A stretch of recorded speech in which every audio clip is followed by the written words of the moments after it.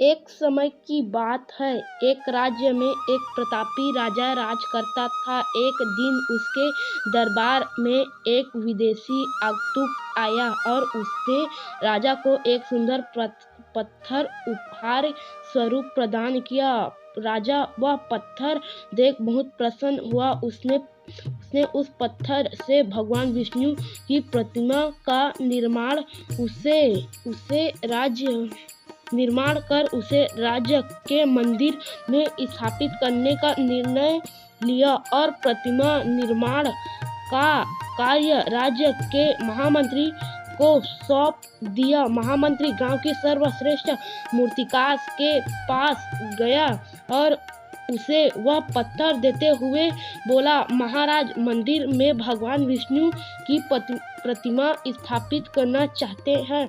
7 दिवस की भीतर इस पत्थर से भगवान विष्णु की प्रतिमा तैयार कर महाराज महल पहुंचा देना। इसके लिए तुम्हें 50 स्वर्ण मुद्राएं दी जाएंगे। 50 स्वर्ण मुद्राओं की बात सुनकर मूर्तिकार खुश हो गया और महामंत्री के जाने के उपरांत प्रतिमा का निर्माण कार्य प्रारंभ करने उद्देश्य से अपने औजार निकाल लिए। अपने औजारों में से उसने एक हथौड़ा लिया और पत्थर तोड़ने के लिए उस पर हथौड़े से वार करने लगा, किंतु पत्थर जस का तस रहा। मूर्तिकार ने हथौड़े के कई वार पत्थर पर किए, किंतु पत्थर नहीं टूटा।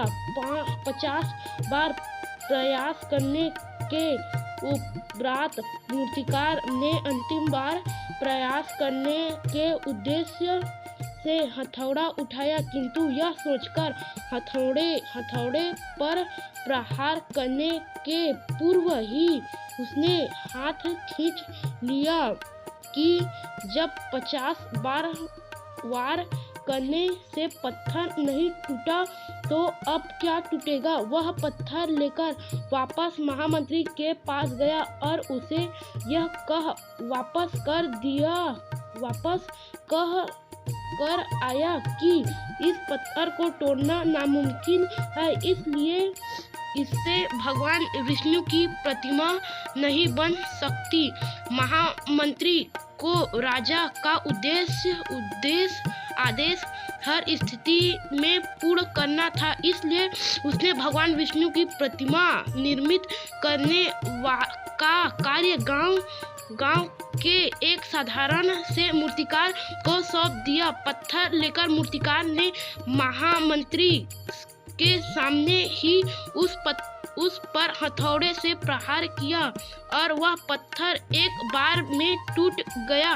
पत्थर टूटने के बाद मूर्तिकार प्रतिमा बनाने में जुट गया। इधर महामंत्री सोचने लगा कि काश पहले मूर्तिकार ने एक अंतिम प्रयास और किया होता तो सफल